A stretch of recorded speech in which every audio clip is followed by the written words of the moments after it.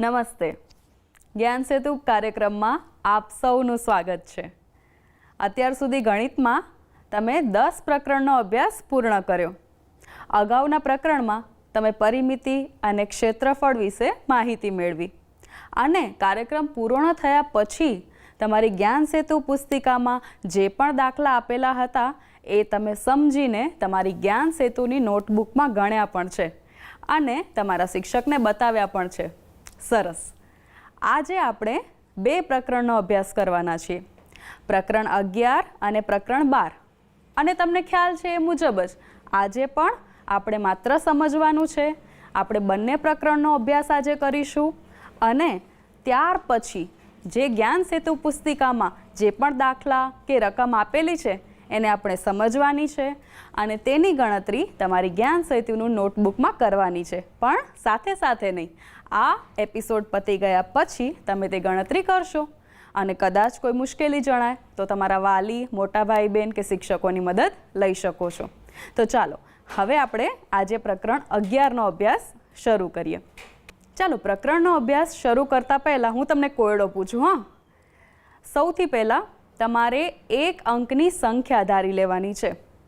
આમ તો તમે કોઈ પણ સંખ્યા ધારી શકો, પણ આપણે ફટાફટ ગણતરી થઈ જાય તો તમે 1 થી 9 સુધીમાં કોઈ પણ 1 અંક ધારી લો.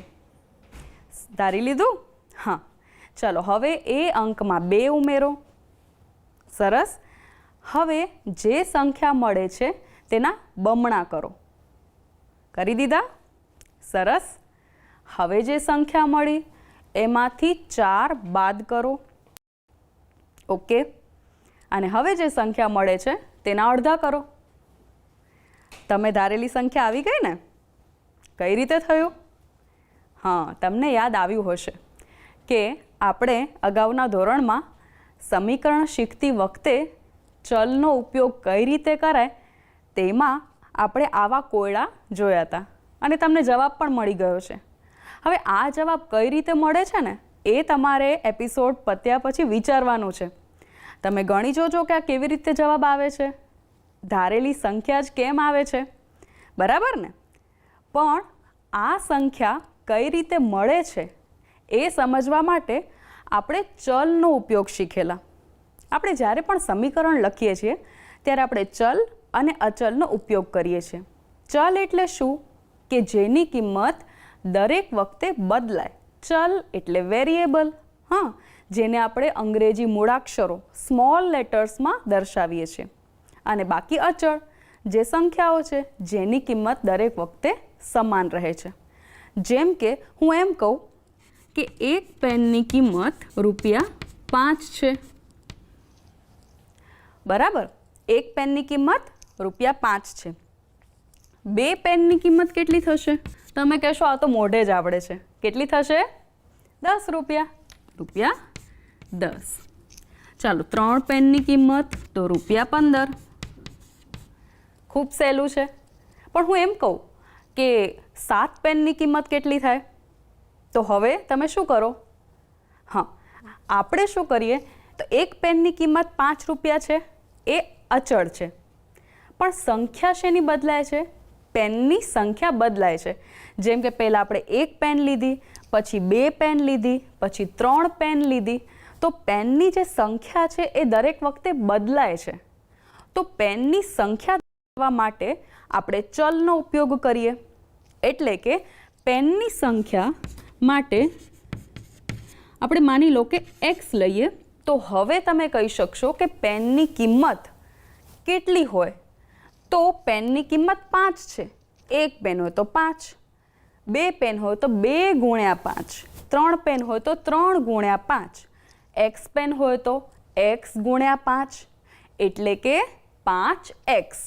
તો પેનની કિંમત કેટલી મળે? 5x. 5 એ અચળ છે અને x એ પેનની સંખ્યા બતાવે છે. એટલે કે 5નો પેનની સંખ્યા વડે ગુણાકાર કરીએ તો આપણને કિંમત મળે. એટલે હવે મેં પૂછ્યું હતું એમ કે જો આપણે 7 પેન લઈએ તો તેની કિંમત કેટલી થાય? તો 7 પેન માટે xની કિંમત થશે 7. તો 5 × 7 = 35. તો ₹35 એ 7 પેનની કિંમત મળે, જ્યાં x એ ચલ એટલે કે વેરિયેબલ છે, જેની કિંમત દરેક સમીકરણમાં બદલાતી હોય છે. તમને યાદ આવ્યું હશે. અને આ ચલનો ઉપયોગ આપણે ગાણિતિક અભિવ્યક્તિમાં પણ કરીએ છીએ. હવે આ ગાણિતિક અભિવ્યક્તિમાં ચલ કઈ રીતે ઉપયોગમાં લેવાય છે આપણે જોઈએ. ચાલો હવે આપણે ચલ સાથે અભિવ્યક્તિ જોઈએ. આપણને યાદ છે કે ચલ આપણે શેના વડે દર્શાવીએ છીએ? સ્મોલ લેટર્સ વડે. અંગ્રેજીના જે નાના મૂળાક્ષરો છે એના વડે આપણે ચલ દર્શાવીએ છીએ. જેમ કે હું લખું કે m+8. આ શું દર્શાવે છે? એવું દર્શાવે છે કે m માં 8 ઉમેરો. અચ્છા, હું એમ લખું કે 15 - x. તો આ શું દર્શાવે છે? સરસ, 15માંથી x બાદ કરો. ખૂબ સહેલું છે. ચાલો હજી એક ઉદાહરણ લઈએ. 3y + 2. તો આ અભિવ્યક્તિ શું દર્શાવે છે? સૌથી પહેલાં 3 એ ચલ y સાથે ગુણાકારમાં છે અને ત્યાર પછી જે પરિણામ મળે છે તેમાં આપણે 2 ઉમેરીએ છીએ.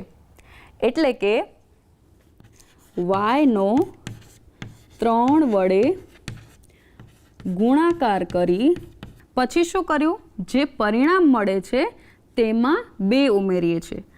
એટલે કે ગુણાકાર કરી મળતા પરિણામમાં 2 ઉમેરતા અથવા 2 ઉમેરો.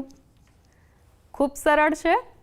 તો હવે જો તમને કોઈ અભિવ્યક્તિ વાક્ય સ્વરૂપે આપેલી હોય અને આપણે તેને ગાણિતિક સ્વરૂપે લખવાની હોય તો તમને આવડે ને? ચાલો, તમારી પુસ્તિકામાં આવા વાક્યો આપેલા છે. આપણે તેને ચલ વડે અભિવ્યક્ત કરીએ. ચલો, તમારી જ્ઞાન સેતુ પુસ્તિકામાં પાના નંબર 117 પર નીચેની દરેક પરિસ્થિતિ માટે અભિવ્યક્તિ દર્શાવો. હમણાં જ આપણે જોયું. હવે આપણે તેને ગાણિતિક સ્વરૂપમાં લખવાનો પ્રયાસ કરીએ. પહેલું છે પીમાં 7 ઉમેરતા. તો આપણે તેને કઈ રીતે લખી શકીએ? ખૂબ સરસ, તમને આવડે જ છે. p+7. બીજું વાક્ય જોઈએ.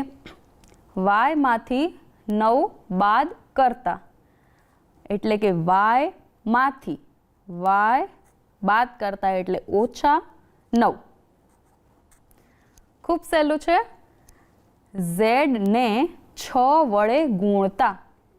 આપણે z નો ગુણાકાર 6 વડે કરવાનો છે એટલે કે z ગુણ્યા 6. પણ આપણે તેને આ રીતે પણ લખીએ છીએ 6z. જ્યાં 6 અને z વચ્ચે કોઈ નિશાની નથી, જે ખરેખર ગુણાકાર દર્શાવે છે એવું આપણે શીખેલા છીએ. ચાલો, ત્યાર પછી n નો 10 વડે ભાગાકાર કરતા. જ્યારે પણ ભાગાકાર કરવાનો હોય ત્યારે ખાસ ધ્યાન રાખીએ કે કઈ સંખ્યાનો ભાગાકાર કરવાનો છે અને કઈ સંખ્યા વડે કરવાનો છે. જેમ કે અહીં છે n નો ભાગાકાર કરવાનો છે 10 વડે, એટલે કે n/10. બરાબર. ચાલો, ત્યાર પછીનું વાક્ય જોઈએ. x નો 5 વડે ગુણાકાર કરી મળેલ પરિણામમાં 2 ઉમેરતા. x નો 5 વડે ગુણાકાર કરવાનો છે. આપણે હમણાં જ શીખ્યા. આપણે લખી શકીએ 5x. તો x નો 5 વડે ગુણાકાર કરી મળેલ પરિણામમાં 2 ઉમેરતા એટલે 5x + 2. તો આ રીતે બાકીના જે અભિવ્યક્તિના વાક્યો છે એને તમારે સમજવાના છે અને દરેક પરિસ્થિતિ માટે આપણે ચલનો ઉપયોગ કરીને તેને કઈ રીતે અભિવ્યક્ત કરી શકીએ એ તમારે અહીં લખવાનું છે. જો અત્યાર સુધી આપણે ચલ સાથેની અભિવ્યક્તિ જોઈ. હવે આ અભિવ્યક્તિમાં જ્યારે આપણે બરાબરનો ઉપયોગ કરીએ, એટલે કે અભિવ્યક્તિની કિંમત દર્શાવીએ અથવા બરાબરની બીજી બાજુ કોઈ પદ મૂકીએ, એ સમીકરણ બને છે.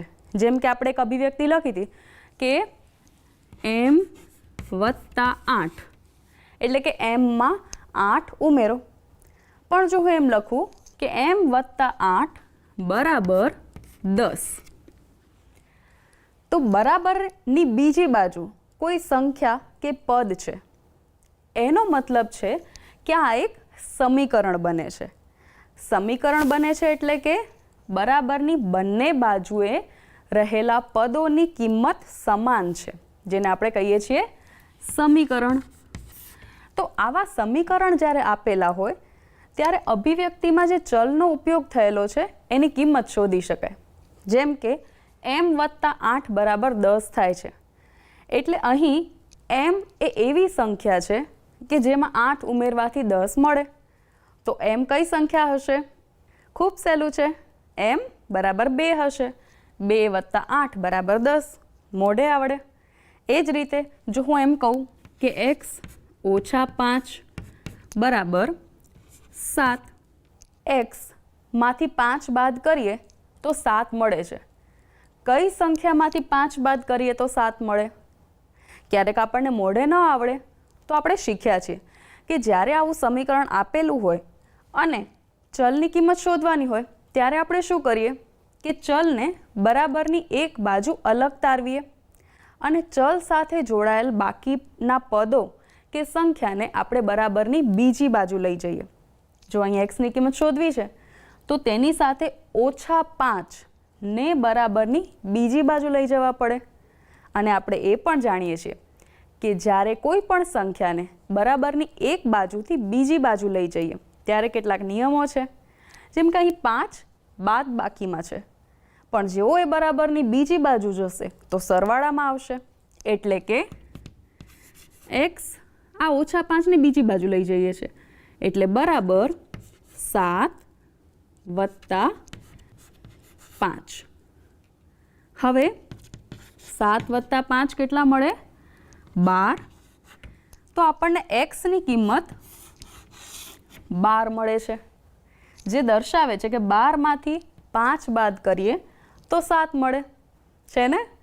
તો આપણે કોઈ સમીકરણ આપેલું હોય અને તેના પરથી ચલની કિંમત શોધવાની હોય તો ખૂબ સરળ છે.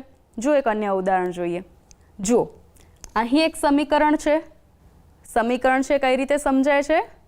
બરાબરની નિશાની છે. સરસ. હવે આ સમીકરણમાં ચલ કયો છે?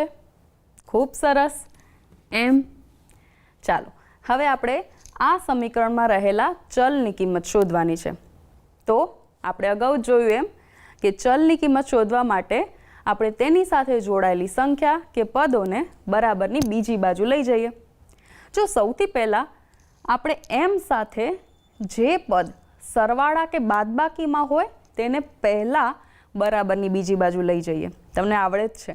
અને ત્યાર પછી ગુણાકાર અને ભાગાકારમાં જોડાયેલા હોય તો એવા પદોને બીજી બાજુ લઈ જવાય. તો સૌથી પહેલાં આપણે શું કરીશું? જે +1 છે તેને બરાબરની બીજી બાજુ લઈ જઈએ. તો અહીં રહેશે 2m બરાબર 7 ઓછા 1, કારણ કે આપણે બરાબરની બીજી બાજુ લઈ ગયા એટલે વત્તા, જો સરવાળામાં છે તો બરાબરની બીજી બાજુ બાદબાકીમાં આવશે. તેથી 2m બરાબર 7 ઓછા 1 કેટલા થાય? સરસ, 6. હવે mની કિંમત શોધવી છે તો m સાથે 2 જે ગુણાકારમાં છે એ બરાબરની બીજી બાજુ જશે તો સરસ ભાગાકારમાં આવશે. તમને યાદ જ છે. એટલે કે m બરાબર 6 ભાગ્યા 2, 2 તેરી 6. તેથી m બરાબર 3 મળે. તો આ રીતે આપણે કોઈ પણ સમીકરણ પરથી ચલની કિંમત શોધી શકીએ. અચ્છા, હવે જો તમને કેટલાક સમીકરણ આપેલા હોય અને એમાં ચલની કિંમત શું છે એ તમને પૂછવામાં આવે તો તમે શોધી શકો ને? હા, કેટલાક સમીકરણ તો એવા છે કે જે તમે જોઈને જ તેમાં ચલની કિંમત શું હશે તે કહી શકશો. ચાલો આપણે પ્રયત્ન કરીએ. જો તમારી પુસ્તિકામાં પાના નંબર 121 ઉપર એક કોષ્ટક આપેલું છે. ચલની આપેલી કિંમત માટે સમીકરણ સંતોષાય છે કે નહીં તે કોષ્ટકમાં લખો. સમીકરણ સંતોષાવું એટલે કે સમીકરણની બંને બાજુની કિંમતો સરખી હોવી જોઈએ. પહેલું સમીકરણ છે x + 8 = 18 અને આપણને એવું કહેવામાં આવ્યું છે કે ચલની કિંમત x = 10 છે. તો અહીં આપણે ચલની કિંમત મૂકી જોઈએ, એટલે કે 10 + 8 = 18. તો આપણને જવાબ 18 મળી જાય છે, એટલે કે સમીકરણ સંતોષાય છે. તો આપણે અહીં લખીશું હા. જો બીજું સમીકરણ જોઈએ, y - 9 = 29 અને અહીં yની કિંમત આપણને આપેલી છે 28. તો yની જગ્યાએ આપણે 28 મૂકીએ, એટલે કે અહીં 28 - 9, 28માંથી 9 બાદ કરીએ તો કેટલા મળે આપણને? 28માંથી 9 બાદ કરતા 19 મળે, પણ અહીં 29 આપેલા છે. તેથી આપણે કહી શકીએ કે આ સમીકરણ સંતોષાતું નથી, એટલે અહીં લખીશું ના. સમજાયું?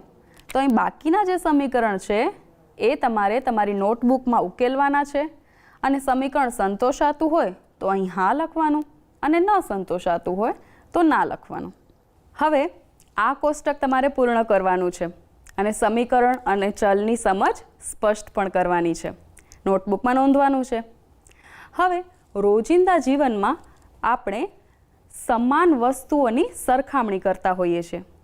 જેમ કે તમારી પાસે કેટલીક ચોકલેટ હોય, તમારા મિત્ર પાસે કેટલીક ચોકલેટ હોય, એની સંખ્યાની સરખામણી કરવાની હોય. જેમ કે રમેશ પાસે 10 ચોકલેટ છે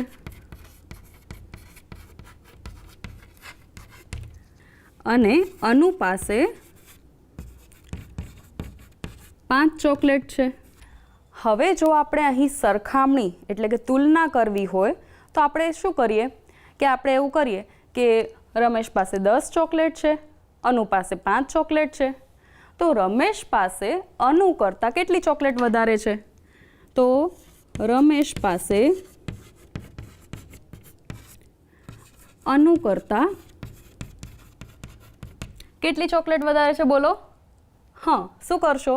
10માંથી 5 બાદ કરશો. 10 - 5 તો કેટલા મળે? હા, 5 ચોકલેટ વધારે છે. એનો અર્થ એવો થયો કે આપણે સરખામણી કરવા માટે અહીં તફાવતની રીતનો ઉપયોગ કર્યો, પણ વ્યવહારિક જીવનમાં આપણે સરખામણી કરવા માટે અન્ય એક રીતનો પણ ઉપયોગ કરીએ છીએ અને એ છે સરસ ભાગાકારની રીત. તો જો આ જ ઉદાહરણમાં આપણે ભાગાકારની રીતે સરખામણી કરીએ, એટલે કે રમેશ પાસે રહેલી ચોકલેટ ભાગ્યા અથવા તો છેદમાં અનુ પાસે રહેલી ચોકલેટ. અહીં આપણે ભાગાકારની રીતે સરખામણી કરીએ છીએ. રમેશ પાસે કેટલી ચોકલેટ છે? 10. અનુ પાસે કેટલી ચોકલેટ છે? 5. બરાબર. તો અહીં 5 દુ 10. તો આપણે લખી શકીએ 2/1. એનો અર્થ એવો થયો, આપણે અહીં એવું કહી શકીએ કે રમેશ પાસે અનુ કરતાં 2 ગણી ચોકલેટ છે. કેટલી ચોકલેટ છે? 2 ગણી. અને આ જે ભાગાકારની રીતે આપણે દર્શાવ્યું, જેમાં 2/1, જે ખરેખર બંને પાસે રહેલ ચોકલેટનો ગુણોત્તર દર્શાવે છે. હવે તમને યાદ આવ્યું હશે કે સરખામણી કરવા માટે આપણે ગુણોત્તરનો ઉપયોગ કરીએ છીએ અને આ ગુણોત્તરને આપણે દર્શાવવા માટે એક ગુણોત્તરની નિશાનીનો ઉપયોગ કરીએ છીએ. એટલે કે 2/1ને દર્શાવવા માટે આપણે 2/1 આવું લખીએ છીએ, જેમાં જેમ એ ગુણોત્તર દર્શાવે છે. ચલો હવે આપણે આ ગુણોત્તરને લગતા તમારી જ્ઞાન સેતુ પુસ્તિકામાં જે કેટલાક ઉદાહરણ છે તે જોઈએ. અહીં છે નીચેનાનો ગુણોત્તર શોધો. બે સંખ્યા આપેલી છે 12 અને 60. ગુણોત્તર શોધો એટલે શું કે જે પહેલી સંખ્યા છે એને આપણે અંશમાં લખીએ, એટલે કે 12, અને બીજી સંખ્યા છે તેને છેદમાં લખીએ, એટલે કે 60. એટલે 12/60 એ તેનો ગુણોત્તર છે. અને આ ગુણોત્તરને આપણે અતિ સંક્ષિપ્ત સ્વરૂપમાં દર્શાવવાનું હોય છે. હવે અતિ સંક્ષિપ્ત સ્વરૂપમાં દર્શાવવા માટે આપણે શીખ્યા છીએ કે અંશ અને છેદમાં રહેલી સંખ્યાનો સમાન સંખ્યા વડે ભાગાકાર કરતા જવાનું અથવા તો તેના ગુસા વડે ભાગાકાર કરીએ. ખૂબ સહેલું છે. જુઓ, જેમ કે બંને સંખ્યાનો ભાગાકાર 2 વડે કરીએ એટલે કે 12 ભાગ્યા 2 તો 6 મળે અને 60 ભાગ્યા 2 તો 30 મળે. આ રીતે પણ કરી શકાય અથવા આપણે તેનો છેદ ઉડાડી શકીએ. કઈ રીતે? 6 એકમ 6, 6 પંચા 30 એટલે કે 1/5. અહીં પણ આપણે એવું કરી શકતા હતા. 12 એકમ 12, 12 પંચા 60. દરેક વખતે આપણને સમાન જવાબ મળશે અને ગુણોત્તર થાય છે 1/5. જો બીજું ઉદાહરણ જોઈએ, 30 પૈસા 1 રૂપિયો. હવે અહીં આપણે એક ખાસ બાબત નોંધીશું કે જ્યારે આપણે ગુણોત્તર દર્શાવવાનો થાય અથવા ગુણોત્તર શોધવાનો થાય ત્યારે આપેલી જે બંને રકમ છે તેની રાશિઓ સમાન હોવી જોઈએ. અહીં 30 પૈસા છે, 1 રૂપિયો છે, તો આ બંનેનો ગુણોત્તર આપણે નહીં શોધી શકીએ ક્યાં સુધી? જ્યાં સુધી બંનેના એકમ સરખા ન હોય. તો સૌથી પહેલાં આપણે શું કરવું પડે? 1 રૂપિયાને પૈસામાં ફેરવવું પડે. એટલે કે આપણે જાણીએ છીએ 1 રૂપિયો બરાબર 100 પૈસા. તો હવે આપણે ગુણોત્તર શોધી શકીએ. 30 પૈસા અને 1 રૂપિયો એટલે કે 100 પૈસાનો ગુણોત્તર તો 30/100. જો બંનેના એકમમાં 0 છે તો હવે આપણને મળશે 3/10. હવે આનો કોઈ સામાન્ય સંખ્યા વડે ભાગાકાર શક્ય નથી. 3/10 અથવા 3/10. આ રીતે આપણે ગુણોત્તર શોધી શકીએ. અને ગુણોત્તર શોધતી વખતે જે બાબત ધ્યાનમાં રાખવાની છે એ જે બે સંખ્યાનો ગુણોત્તર શોધીએ છીએ તેના એકમ સમાન હોવા જોઈએ. હવે આપણે અન્ય એક બાબત શીખીએ, સમાન ગુણોત્તર. હવે સમાન ગુણોત્તરમાં શું હોય?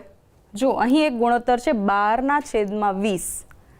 એનો સમાન ગુણોત્તર શોધવો હોય તો આપણે અંશ અને છેદમાં રહેલી સંખ્યાને કોઈ સમાન સંખ્યા વડે ગુણીએ અથવા ભાગીએ તો આપણને સમાન ગુણોત્તર મળે. કેવી રીતે? જેમ કે અહીં હું 12/20 ફરીથી લખું છું અને અંશ અને છેદ બંનેને હું સમાન સંખ્યા વડે ગુણાકાર કરું છું. કેવી રીતે? જેમ કે ગુણ્યા 2 અંશ અને છેદનો સમાન સંખ્યા વડે ગુણાકાર કર્યો આપણને મળશે 12×2 = 24 20×2 = 40. તો જે હવે નવો ગુણોત્તર મળે છે આપણને એ 12/20નો સમાન ગુણોત્તર કહેવાય. કેવી રીતે મળે છે આપણને? અંશ અને છેદને સમાન સંખ્યા વડે ગુણવાથી. એટલે કે 12/20 બરાબર 24/40. તે જ રીતે જો આપણે અંશ અને છેદને સમાન સંખ્યા વડે ભાગીએ, કેવી રીતે? જેમ કે 12/20 બંને સંખ્યાઓને આપણે 4 વડે ભાગીએ તો 12/4 3/20/4 5. તો આ પણ 12/20ને સમાન ગુણોત્તર કહેવાય અથવા તો 24/40ને પણ સમાન ગુણોત્તર કહેવાય. તો આપણે લખી શકીએ 3/5. તો બધા જ ગુણોત્તરની કિંમત સરખી છે એટલે કે આ બધા સમાન ગુણોત્તર છે. આવા અન્ય ઉદાહરણ તમારી જ્ઞાન સેતુ પુસ્તિકામાં આપેલા છે જે તમારે સમજીને એના જવાબ લખવાના છે. ચાલો હવે આપણે એવું જોઈએ કે જ્યારે બે ગુણોત્તર સમાન હોય તો એમને શું કહેવાય? તો જ્યારે બંને ગુણોત્તર સમાન હોય ત્યારે તેઓ પ્રમાણમાં છે તેમ કહેવાય. તો હવે આ પ્રમાણ શું છે જોઈએ. જો આપણે હમણાં જ જોયું કે જ્યારે બે ગુણોત્તરની કિંમત સમાન હોય તો એ બંને ગુણોત્તર પ્રમાણમાં છે તેમ કહેવાય. અહીંયા જુઓ, આપેલ સંખ્યાઓ પ્રમાણમાં છે કે નહીં તે દર્શાવો. જ્યારે આવી સંખ્યા આપેલી હોય, અહીં આપણને 4 સંખ્યા આપેલી છે તો આપણે સૌથી પહેલાં પ્રથમ 2 સંખ્યા અને છેલ્લી 2 સંખ્યા એ બંનેનો ગુણોત્તર લઈએ. કઈ રીતે? 5/15. ચાલો એનો ગુણોત્તર આપણે શોધીએ તો 5 એકમ 5, 5 તરી 15, 1/3 મળે છે. બીજું 6/18, 6 એકમ 6, 6 તેરી 18, અહીં પણ 1/3 મળે છે. તો આ બંને ગુણોત્તરની કિંમત સમાન છે એટલે આ સંખ્યાઓ પ્રમાણમાં છે તેમ કહેવાય. અને જો આ સંખ્યાઓ પ્રમાણમાં હોય તો એને કઈ રીતે દર્શાવાય ખબર છે? જો પેલી બે સંખ્યાનો ગુણોત્તર શોધ્યો એટલે આપણે લખીશું 5/15. આપણે જાણીએ છીએ કે ગુણોત્તર દર્શાવવા માટે જેમનો ઉપયોગ થાય છે. જે બીજી બે સંખ્યાઓનો પણ ગુણોત્તર લીધો એટલે કે 6/18. અને કારણ કે આ બંને ગુણોત્તર પ્રમાણમાં છે તો એ દર્શાવવા માટે આપણે જે સંજ્ઞાનો ઉપયોગ કરીએ છીએ એ છે આ સંજ્ઞા. આ પ્રમાણમાં છે એવું દર્શાવે છે. અને જ્યારે બે ગુણોત્તર પ્રમાણમાં હોય અને આ રીતે દર્શાવેલા હોય તો વચ્ચેના બે પદને આપણે મધ્યમ પદ કહીશું અને છેલ્લા જે બે પદ છે તેને અંતિમ પદ કહીશું. ખૂબ સહેલું છે. ચલો હવે આ પ્રમાણનો ઉપયોગ આપણે વ્યવહારિક જીવનમાં કરીએ છીએ, જેમાં જે ખૂબ ઉપયોગી પદ્ધતિ છે એ છે એકાત્મક પદ્ધતિ. એનું એક ઉદાહરણ આપણે જોઈએ. જો એકાત્મક પદ્ધતિ એટલે શું, જો એક ઉદાહરણ દ્વારા સમજીએ.